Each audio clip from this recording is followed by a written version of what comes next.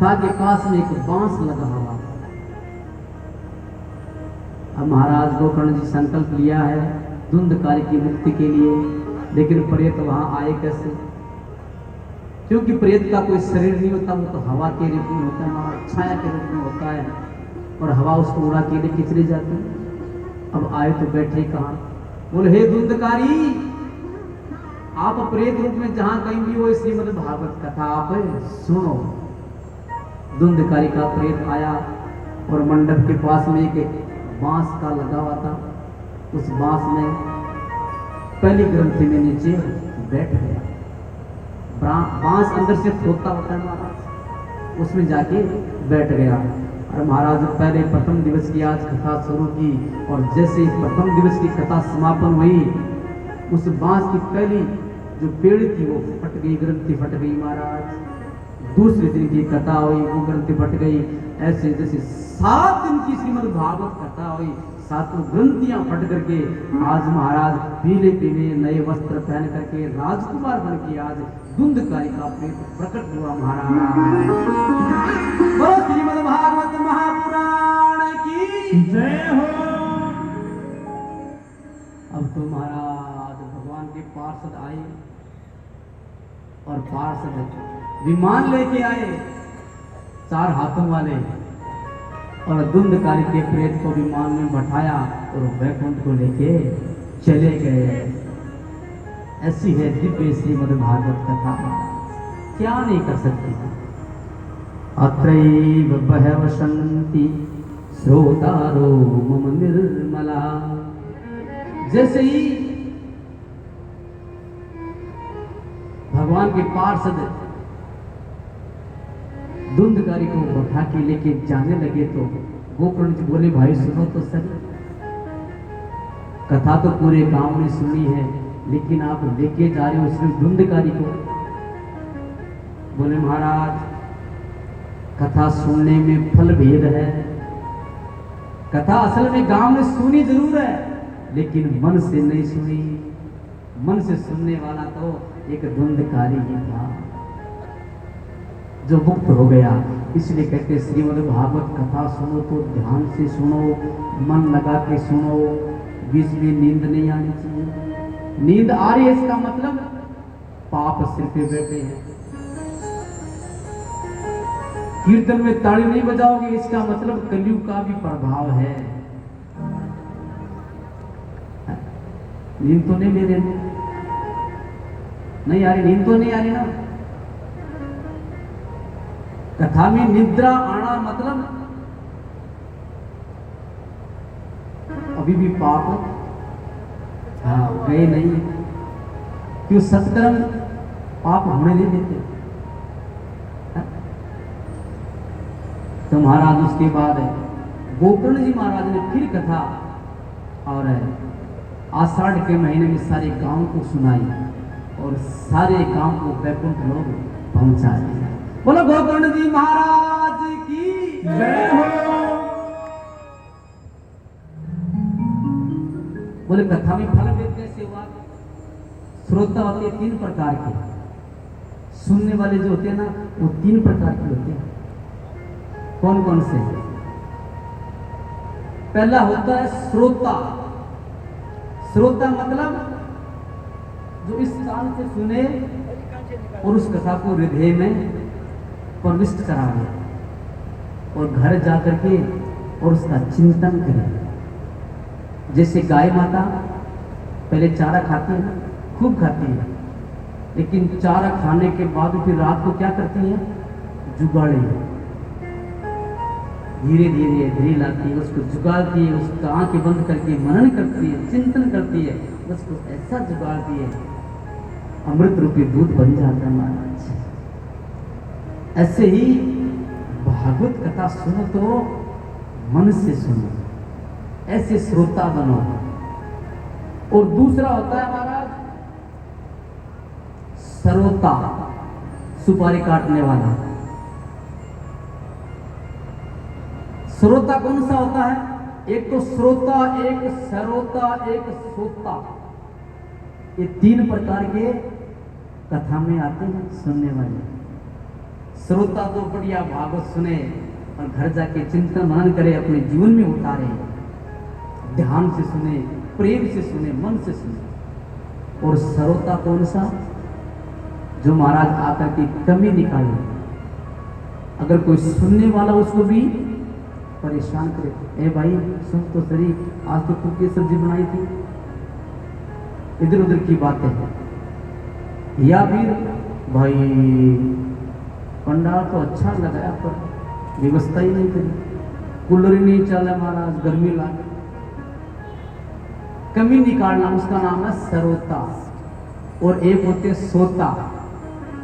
पंडाल में जहां महाराज खंबा मिल जाए, सहारा मिल जाए, लिया सारा आराम से, घूंघट लगाया, बढ़िया नींद आवे यार, 3 घंटा आराम से सोए। बोले महाराज जी क्या हुआ? होना क्या था? वही हुआ जो हो रहा।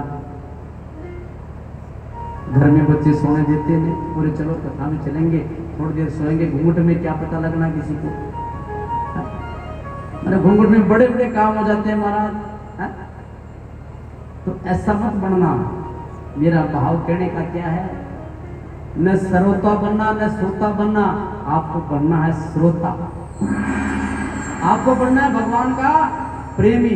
बोलो श्रीमद् भागवत महापुराण की जय हो। तो महाराज ऐसी सुंदर कथा हुई। बोलते महाराज ये तो बात सब सही है आपकी, लेकिन कथा कब करवानी चाहिए? कथा का महाराज कोई मुहूर्त होना चाहिए कि नहीं चाहिए? सूत जी महाराज से सोनकादि ऋषि ने प्रश्न किया, महाराज गुरुदेव कथा कब करवानी चाहिए, कैसे करानी चाहिए और कितना लगाना चाहिए है? और यही प्रश्न सनत कुमारों से नारद जी महाराज कर रहे हैं। बोले महाराज भागवत कथा अगर करानी हो तो सबसे पहले शुभ मुहूर्त ब्राह्मणों से जाके पूछ के आओ। ब्राह्मण लोग अच्छा मुहूर्त बताएं, उस मुहूर्त में आप श्रीमद् भागवत कथा का शुभारंभ करो। है? बोले सावन भादो आसोज कार्तिक है, बैसाख जेठ, ये महीने श्रीमद् भागवत कथा के लिए सबसे श्रेष्ठ बताए गए हैं। पूर्णा तिथि सर्वश्रेष्ठ बताई गई है। लेकिन ना भी मिले तो श्रीमद् भागवत कथा का कोई मुहूर्त ही नहीं होता महाराज। जब मर्जी मन में भाव जग जाए उसी दिन शुरू कर दो महाराज। बोलो ठाकुर जी महाराज की। तो बोले महाराज वो तो ठीक है, लेकिन महाराज ब्राह्मण भी तो होने चाहिए, जप करने वाले, मूल पाठ करने वाले, अच्छा पूजन करने वाले। बोले हाँ। तीसरी बात, बोलो श्रीमद् भागवत कराओ तो उस प्रकार से कराओ जैसे बिटिया का ब्याह करते हैं ना, तो उसके लिए सोचते भी इसके लिए ये भी दे दूं, उसको वो भी दे दूं, ये भी ला दूं, वो भी ला दूं, और अच्छा कर दूं। इस भाव से कराओ, कंजूसी मत करो। जितना उत्सव आवे भगवान का, उन उत्सवों को मुक्त कंठ होकर के मनाओ, खूब ताली बजा करके, नाच के, गा करके, पर आनंद मंगल से मेरे ठाकुर को रिझाओ। जिस प्रकार से बेटी की ब्याह में जो धन लगाते हैं, उतना धन श्रीमद् भागवत कथा में लगा करके आए हुए मेहमानों का स्वागत करके, उनको प्रसाद दे करके, खिला करके उसके पास विदा करो। ऐसा कथा। बोलो श्रीमद् भागवत महापुराण की जय हो। तो महाराज और एक बात और बताई गई है, सबके लिए लागू है। आज एकादशी है, कहते श्रीमद् भागवत कथा में एकादशी बहुत मुश्किल से आती है। कथा में एकादशी अगर आ रही है, इसका मतलब कोई शायद पुण्य कर्म है, तब कथा में एकादशी। और हमारे तो आज एकादशी शुरू है और इसी दिन आज कथा शुरू है।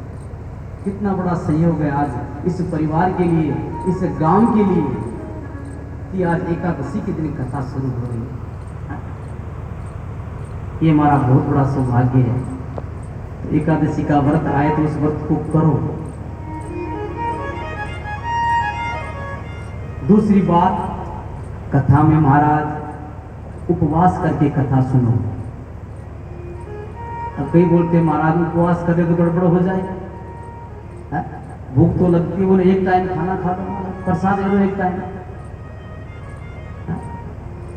अगर एक टाइम भी आप नहीं रह सकते तो दोनों टाइम प्रसाद लो, लेकिन हड़का फुल्का ले वो महाराज, खूब दब के मत खाओ, नहीं तो नींद आएगी कथा। लेकिन कथा प्रेम से सुनो।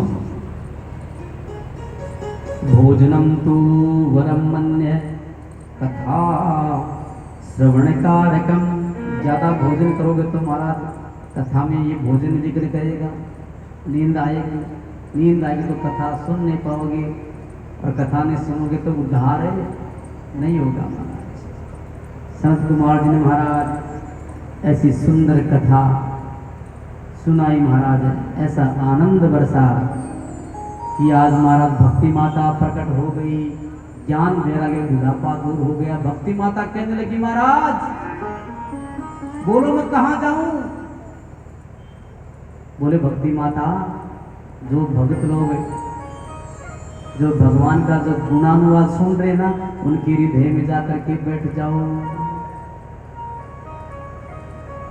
और भक्ति माता प्रकट हुई और जितने भक्त बैठे थे संत उसमें भागवत में सब संतों के हृदय में जाकर के बैठ गई। और जैसी भक्ति माता महाराज हृदय में बैठी तो सब लोग नाचने लगे महाराज। और ऐसा कीर्तन शुरू हुआ महाराज। जैसे कीर्तन होने लगा तो महाराज ठाकुर जी बीच में प्रकट हो गए। और जैसे ठाकुर जी बीच में प्रकट हुए तो महाराज सब लोग प्रार्थना करने लगे, महाराज कृपा करो महाराज। ठाकुर जी बोले बोलो क्या चाहिए। बोले कुछ नहीं चाहिए, इतना चाहिए कि जब आपका कीर्तन करे तो आप दर्शन दे दिया करो महाराज। जय जय राधा रमण हरि बोल, जय जय राधा रमण हरि बोल, जय जय राधा रमण हरि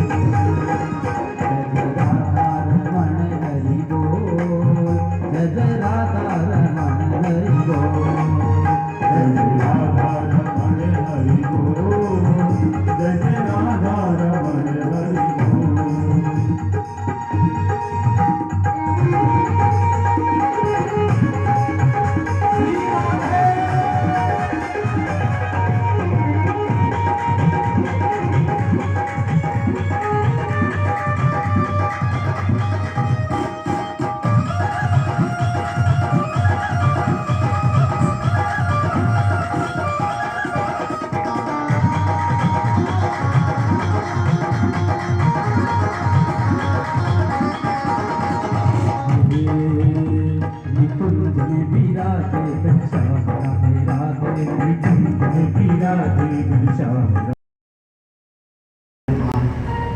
बड़े प्रसन्न